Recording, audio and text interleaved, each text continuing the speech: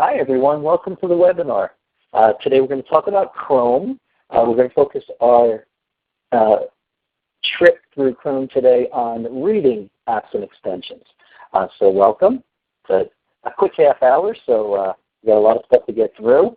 No time to waste. Thanks for being here. There's my contact information if you would like it to reach out to me for anything else. Website, email, Twitter. Luckily for you guys, we have a short webinar today, so I can't go into a long, extended Twitter rant on how important it is to be connected on Twitter. So you got lucky. We missed out on that. I do have one short little shameless plug before I start, and it is related to Chrome, so it seems legit. I had recently authored a quick start guide for Chrome called Chromebooks in the Classroom through an organization called NPR Incorporated. And so there's some of the information on it, including the link on the slide to order one of the cards. It's tinyurl.com/ChromeCard. See, I promise. Plugs are short. They're easy. You have a handout that Kristen shared with you, but as we go through this, if you want an easy way to connect back to these apps and extensions, I gave you the link on the bottom to my website. And I have a page dedicated to Chrome on my website, and it's mnapp.com/ChromeAT. If you go there, all the tools that we talk about today, you'll see there'll be a link there. It'll take you right to the Chrome store to install them. In addition to the ones we talk about today, there's going to be a whole host of other apps and extensions there. So if you're looking for a quick little resource for a bunch of stuff, please feel free to go there and check it out. It is the place where I continually add things. So as I find apps and extensions, I update that page and add them to it. So every time you look at that page, it has been updated. So as I find things, they get dropped up there. And on the flip side of that, if you find something and you don't see it there, shoot me an email. Let me know. Give me a message on Twitter, and I will make sure I put them up there. So I like to use that as a collection spot for everybody to get a quick access to tools. All right, as we go through in the time we have together today, you have a handout which gives you some of the pictures that are associated with the apps and extensions I'm going to talk about. But what I'm going to do for probably the rest of the time is jump out and start sharing my screen because I want to show you these things in action, give you a little sense of what these look like. So give me just 2 seconds. I'm going to jump out of the slide presentation. And I'm going to jump into my desktop. So right now, once it kind of works its way over to you, you are at the main site for my web page, which is the Chrome page that I mentioned before. And as I scroll down the page, and I'll do it slow so that we don't get seasick from the motion. There, if you're looking for a presentation, that was something from last week here in New Jersey. And then as we go through the rest of the page, you'll see different breakdowns of apps and extensions for different areas, visual impairments, reading, writing, other organizational supports. They're all listed there, and you can go through and pick at them and check them out. The other thing is we're going to focus our trip through Chrome today on reading, like I said, but if you're signed up for next week, which I hope you are, next week we're going to be doing another webinar in this kind of extended series of Chrome webinars, and we're going to focus on writing tools. So that will be next week, I believe the 26th. So make sure you sign up for that as well. All right, so we'll jump into a couple. On the handout, I have a page that lists out to you just a few. There's 4 simple ones that I want to show. Each of these is free. I'm going to show them as I go through and give you a sense of what they might offer the individual you're working with. Some of them provide text-to-speech. Others change the visual representation of information on the page. So we see some of those little differences there. So as you see, I have an article up from Education Week. I was reading about social media privacy. So this page is up and ready to go. Now a couple of the extensions that I want to show you are extensions that just change what you see on the screen. And so the first one I'll show is one that most people know anyway, but I always like to include it because you never know who might be new to Chrome out there and have never seen this. The first one I'm going to show you is called Readability. And with this one, you'll notice up on the top toolbar, if you could follow my cursor alongside the URL bar in my browser, I have some different icons there. Those are the extensions that I'm going to show. And the Readability extension is that little red couch. Nice thing about Readability, even if you're not a Chrome user, Readability has a plugin for all the browsers as well as apps for your mobile devices. So if you use Readability on any platform or in any product, you'll be able to get this same kind of experience. So I clicked on the Readability icon. It brings me up a drop-down menu. I'm going to choose Read Now. And what you get from Readability is a page that has been cleaned up. All of the distractible information on this page is gone. And now what I'm left with is just the text of the article, which is really nice. So if I have my students that I'm working with who get easily distracted by the things that are on this page, and really if we think about it, I'll go back to the original for a second and watch it load back up. I didn't even mention all the distractible information here, but as we get to a page, and this is a pretty good example of a page that you might go to for an article, banners, side columns, flashing banners that might let me go somewhere else. Basically anything on this page I could go to besides the text I'm supposed to be reading. And so Readability does a nice job of cleaning that up and taking all that information out. You can also adjust the visual representation. You can change the contrast of the text to the background. You can change the font size. You can do a bunch of different things as you go through there.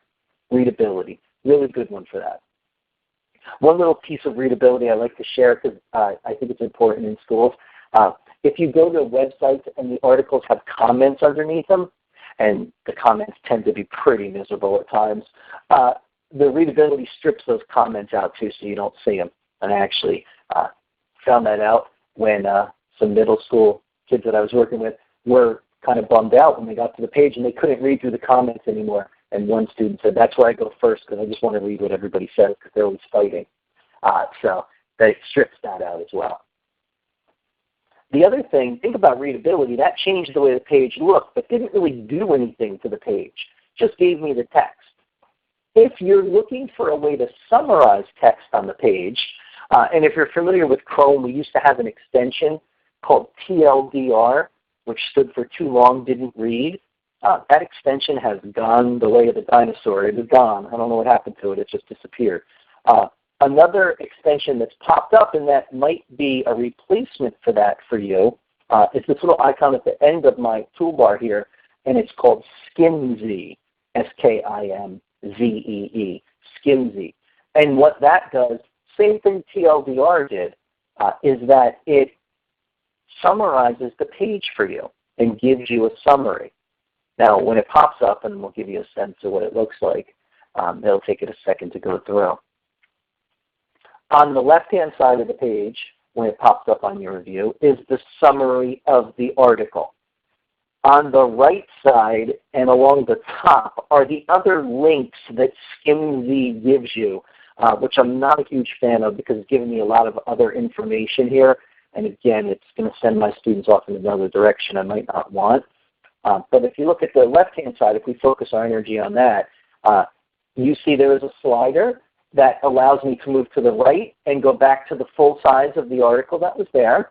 And then I can slide accordingly and summarize the article all the way down to a paragraph or two. Now, just with TLDR, I would give you this warning that be careful what it summarizes out, because you might end up losing the whole context of the article as it starts to strip things out. So just be aware of that and kind of pay attention to what's being taken out of the article. But not a bad tool. You can share the summary. There's a link on the bottom to share the summary.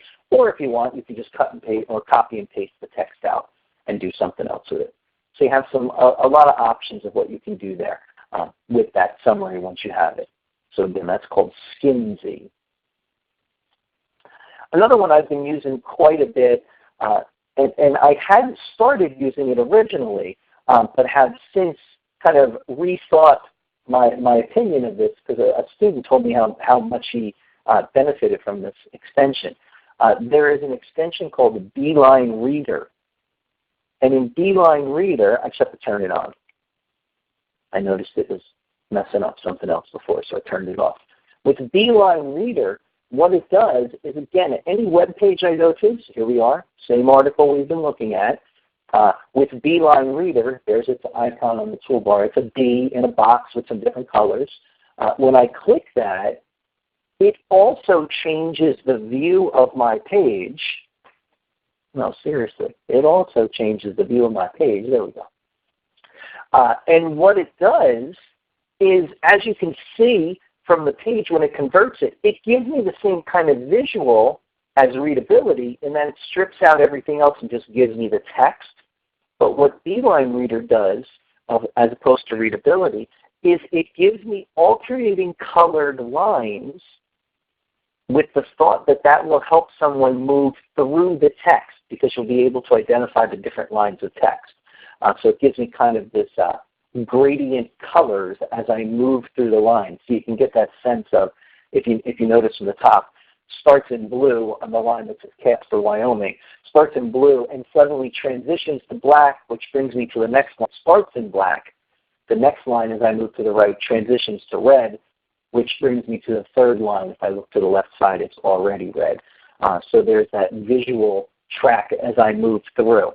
And again, this was one that I hadn't used very much until I had a student who I was showing it to, and he thought it was just the easiest thing in the world to be able to see with the different colored combinations. And as you notice, I have it set to be demonstrating text to you in the Open Dyslexic font. So you have that different font change as well. So yeah, and you have some different colors, color choices. So if someone is not liking the standard, what they call bright, which is the blue, the red, the black, you can get different shades of blue, different shades of background with grays. So there's a lot of options here visually of how you could change the screen so they can visually see it. Again, this one doesn't speak, but you could layer in a text-to-speech app on top of this or extension and have it speak to you.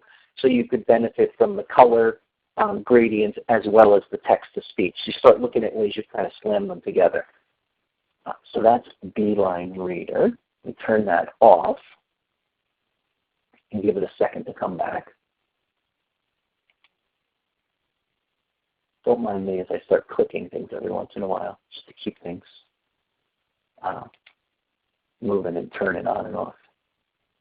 I'm going to turn that off. I noticed that on some of the extensions and apps that I use, if that's on, it throws off the text on some of the pages. So the last one that I wanted to show on the extension side, which is another free one, and this one starts to give us text-to-speech. This is an extension called Announceify. And what this one does, again, here's its little icon on the toolbar. It's that little, what I would call a googly-eyed cartoon character. When I click that, it again converts the page. You're now listening to Bill with Protect Student Social. But what it also does is automatically launches it into the speech. So I paused it for a second just so that I could give you that little heads up of this is what's happening. What I would want you to do is, I'm going to press play, watch the screen as it moves through the paragraphs. You're now listening to Bill with Protect Student Social Media Privacy Education Week. Casper, Ohio, JP proposed bill to protect the privacy of students' social media accounts will mandate that Wyoming Department of Education officials draft a statewide data privacy policy. From Facebook to Instagram, Senate File 14 would prohibit. If you saw what it did, is it moved from paragraph to paragraph, it blurs out everything else to focus my students' visual, it's focused them onto the paragraph that's being read out loud. So I'm not getting tracking by having highlighting as it reads through the words, but what I'm getting is that block of text that's being spoken, being highlighted by blurring the rest of the background. And I have a high school student who swears by this app. He loves this extension. He loves it because it doesn't look like, when he's in class using this to read and someone looks quickly at his computer, it doesn't look like he's using anything different. And he said if you kind of look from the side, you don't really notice it right away. It just seems like there's just text on the screen. So he finds that really helpful. He likes that one.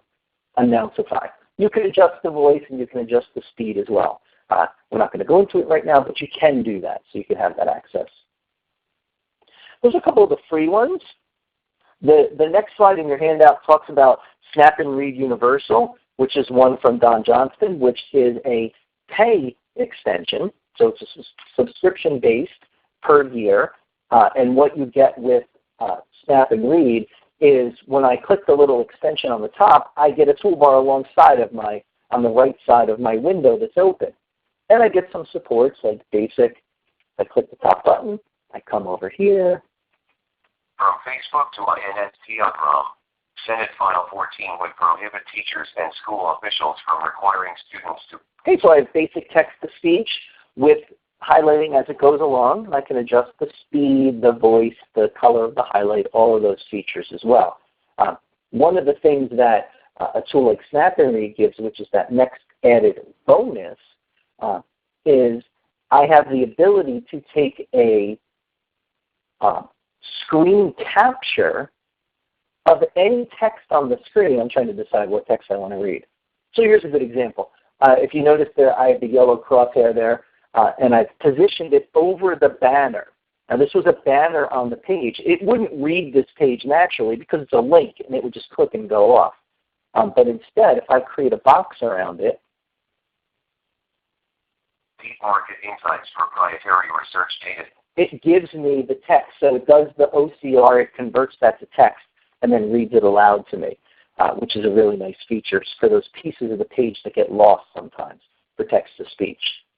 And then finally, the last button that I want to show you today is the ability to dynamically level the text on the page. So here we have an article. I'm going to click the leveling button, and what it does is it goes through the document and finds words that are at too high of a reading level for my student. And you notice what it did is it changed them to another term. So this, the original term was officials, and if you'll notice it's in italics. If I click officials, it's changed to people in charge. And so now the person I'm working with can listen to it with these replacement words, gather their understanding from the information being shared, and then go through and switch it back and read it again. So you have that opportunity to adjust that reading level of the article as you go through. And you can do that on the fly with any article.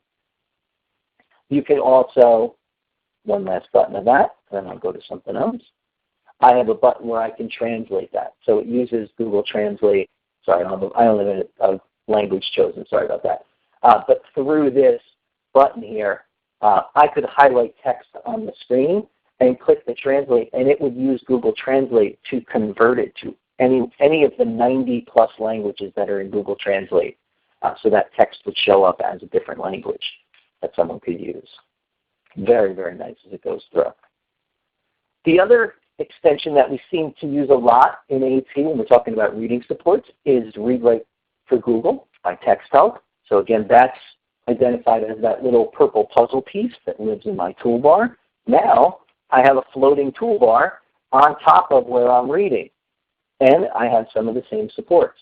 I can hover speech, so I can just leave my cursor there. Bill would protect student social media privacy. So I can do it that way. I can select text on the screen with my mouse and have it read. From Facebook to Instagram. So we can see those different things. There's also a screenshot reader, same idea what we saw before, where I can create a box around text. Deep Market Insights. And then I can have that read aloud to me. So you get some of those same supports. Those are the reading components of ReadWrite for Google. When we see each other next time, we'll go into the writing components of both of these because I think they're important to look at as we go through, but those are some of the simple reading ones.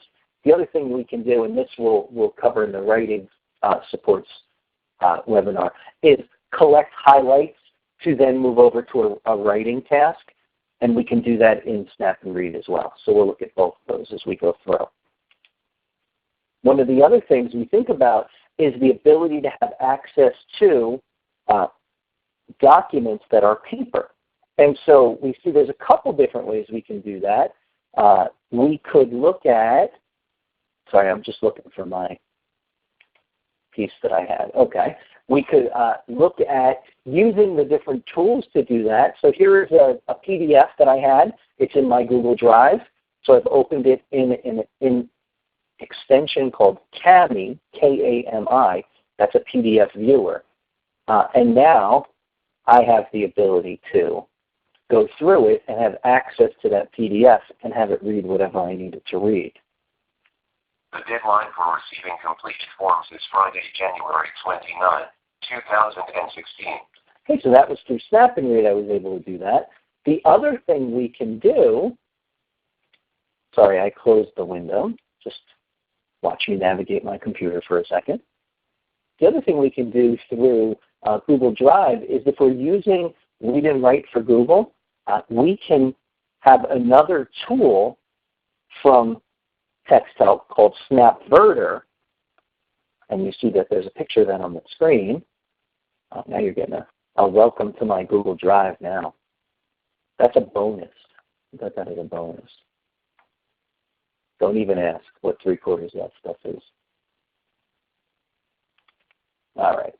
So in SnapVerter, what you get is the ability, when you install that app in your Chrome profile, it gives you a folder in your Google Drive that allows you to take pictures of documents, drop them in there, and the tool goes ahead and converts them and does the OCR and moves them through the folders, and they end up in a finished folder. And what we see is when they're done, you are able to have a finished PDF that now I can go through and have read to me, as well as annotate and highlight. I can do all of those things, so you get a sense of here's the worksheet I was working on. And again, I was in a classroom, put it down on the desk and took a picture of it with my phone and uploaded that picture into my Google Drive. Then it went through and converted it. Then I simply shared that file out with the students that were working on it. And now they have that ability. Directions. Select your wagon supplies from the available supply list and fill in column A. So you have the ability to listen to it with the text-to-speech. You can highlight. You notice there's some highlights on here. And then finally I've added some text into the fields. And the student was able to fill out the worksheet and then send it right back to their teacher to have it be graded. So what you see is this quick, easy access to all kinds of material that our students might need. One of the other things, as I move forward and talk about some apps that will work for us, there's a couple. If your students are using audiobooks, you can now use Learning Ally in Chrome. So if you have a Chromebook, you can now use your Learning Ally account to access books. So here I am in my Learning Ally link is the name of the app. And so here are my audiobooks. Here's my entire catalog. Here's the library of what's been provided to this student. And now the student's able to go through and listen to the audiobook of this project, whatever they're working on. So what you're going to see when it finishes loading up, this is one of the books that has, this is classic audio. So this has no text, but what it does instead is it just has about this RSD Audio Plus book. All you're going to hear is the audio. You're not going to see the actual text on the screen. So I'll go to Chapter 1. Chapter 1. In my younger and more vulnerable years, my father gave me some advice that I've been turning over in my mind ever since. But now, if your students are using a Chromebook, now they have access to audiobooks as well as text-to-speech to provide them support also. If you have individuals that are using books from Amazon, so if they're using a Kindle and you're looking for another way to provide access to them for reading. If you do the Kindle Cloud Reader, which is their Chrome app to read your Kindle books, what's been nice about that is in addition to just simply having access to your books, which there I am, I'm in one of my Kindle books right now, I can use an extension like Snap and Read, and all of a sudden I can have the ability to read as well. Sorry, I got antsy and clicked twice. Come on.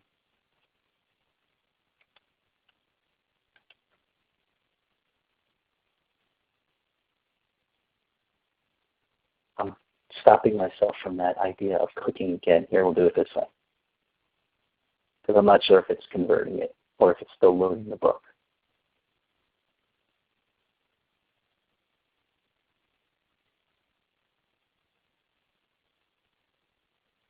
Come on. Well, that'll work much better normally. I don't know what it's doing. I think it's loading the book, and I'm watching our time as we go. So I don't want to spend too much time. But what's nice is that any of the books in your Kindle library can have text-to-speech support on them now. What I also find, which is interesting, and again, I didn't know this until I left the extension on, that Beeline Reader extension works in your Kindle books. It will convert these books visually and give you that other level of support for the visual component of your reading, which is kind of interesting too. One of the other things I just wanted to mention, and I can't go into it because I've realized that my subscription has expired, but TextHelp does a really nice tool called Fluency Tutor, which helps you work with individuals to help them become better readers, and it's all electronic, and you provide them materials that they can read through. They can record themselves reading it so you can listen to their fluency and then provide additional supports to them as they go through. So check that out too, Fluency Tutor. That's a really, really nice tool. All right, well, I kind of flew through that. I knew we would. Let me jump back into the slideshow and see if you guys had any questions. I'm going to bring that back to the slides. So as we go through, I'll say to you in the last couple minutes, anybody have a question you want to add to the chat window? Again, you have the resources. If nothing else, go back to the website that I have all the extensions on and take this handout with you, and you'll be able to find those and download them. They're all there. As I'm waiting, if any of the questions pop up, I'll just hit you with one or two more slides. So as we go, sorry.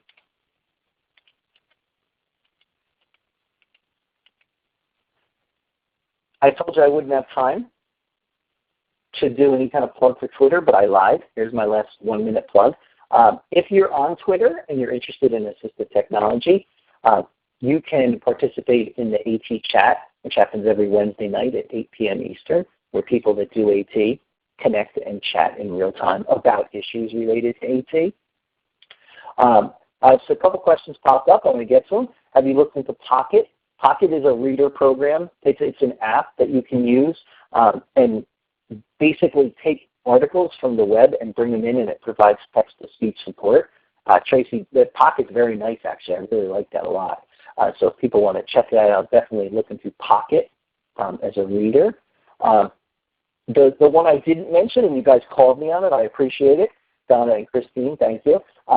eBook Maker was one of the other apps listed there. And what that allows you to do is basically an authoring program. It's an app that leads you to a website, My eBook Maker. And it allows you to create your own electronic books. Again, those books are going to be limited in the sense that you're not going to be able to put a lot in there, but you can, if you take some time with it, you can put a fair amount of information in there. And what you end up doing is you save those books as EPUB files. That's their file format.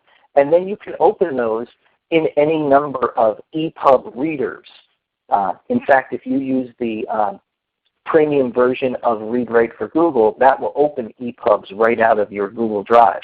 So you could create your own materials, share them with students and adults, whoever you're working with, and they would be able to read them right in their Chrome browser. and then use some of the other supports. So that was very good. Thank you guys for calling me on that. I went past it real fast, but that's a good one too. Not quite as feature-rich as iBooks Author, so if you're familiar with that, to use on your Mac to create books to send to your iDevices, it's not nearly as feature-rich as that, but it has some potential to be very functional to create your own material. So thank you. Great job. Thank you, guys. There's my contact information. Again, if you're interested, reach out.